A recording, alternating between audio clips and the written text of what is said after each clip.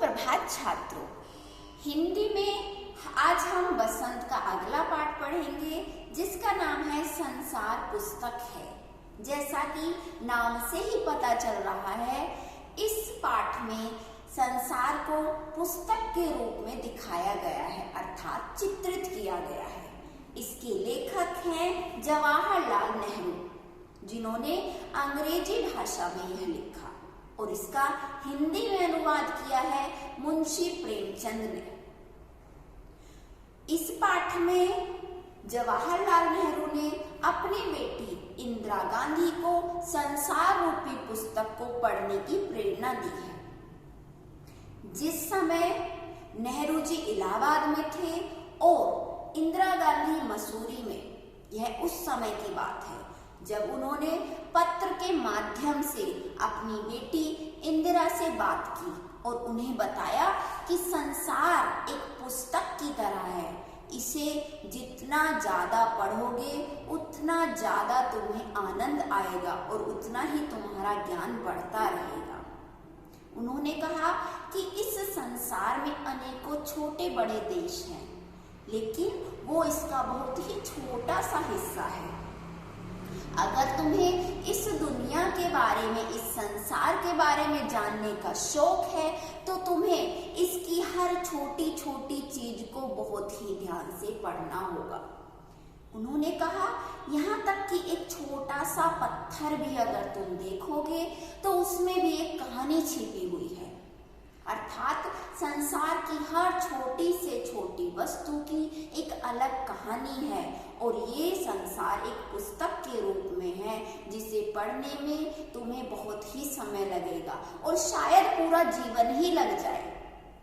नेहरू जी कहते हैं कि एक छोटा सा पत्थर भी अगर हम देखें, उसे ध्यान से समझें, तो वे अपनी एक कहानी बता रहा है कि वो कहाँ से आया और कहाँ तक पहुंचा और उसका बीच का सफर क्या रहा। जैसे कि पत्थर कहता है कि मैं पहाड़ से टूटकर नीचे गिरा तो दरिया में बहने लगा, धीरे धीरे बहते बहते घिसते घिसते मैं इतना चिकना और चमकदार हो गया और अंत में जब मैं बिल्कुल ही घिसता रहता हूँ तो अंत में मैं समुद्र के किनारे जाकर के रेत का रूप ले लेता हूँ, जिससे कि बच्चे घर बनाकर खेलते हैं। इसी प्रकार से पेड़ पौधे, नदियाँ, पक्षी, संसार की हर चीज हमें कुछ ना कुछ कहानी बताती है। नेहरू जी कहते हैं कि तुम्हें इस संसार को बड़े ध्यान से पढ़ना होगा, समझना होगा, बल्कि तुम्हें ही नहीं, संसार के हर व्यक्ति को इस संसार को पुस्तक के रूप में पढ़ना चाहिए। ईश्वर की बनाई हुई हर चीज को समझना चाहिए, क्योंकि जितना ज्ञान हम बटोरेंगे उतना ही ज्ञान हमें और भी अपनी तरफ आकर्षित करता रहेगा। इस प्रकार से इस पाठ में नेहरू जी ने हम सबको भी एक प्रेरणा दी है कि हमें किस तरह से हर वस्तु से, हर व्यक्ति से कुछ ना कुछ सीखना चाहिए। हर चीज में कोई ना कोई कहानी होती है। हमें किसी भी चीज को देख करके उसे अनदेखा नहीं करना चाहिए, बल्कि उसके अस्तित्व को समझना चाहिए, उसमें छिपे हुए ज्ञान को जानना चाहिए, उसकी कहानी को समझना चाहिए।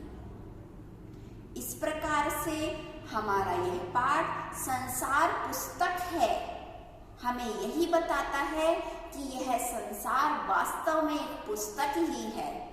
जितना हम इसे पढ़ेंगे उतना ही हमारा ज्ञान बढ़ता जाएगा और हमें और भी आनंद आता रहेगा और मन करेगा कि हम और भी पढ़ें। साथ ही साथ जितना हम उस ज्ञान को बांटते रहेंगे उतना ही हमें और भी आनंद आएगा। इसलिए बच्चों, हमें इस संसार को कोई बेकार की, व्यर्थ की वस्तु न समझ करके इसकी हर चीज को जानना चाहिए। हर चीज को समझने का प्रयास करना चाहिए, क्योंकि हर वस्तु की अपनी एक कहानी होती है, अपना एक अस्तित्व होता है। आज का हमारा पाठ यहीं पर समाप्त होता है। धन्यवाद।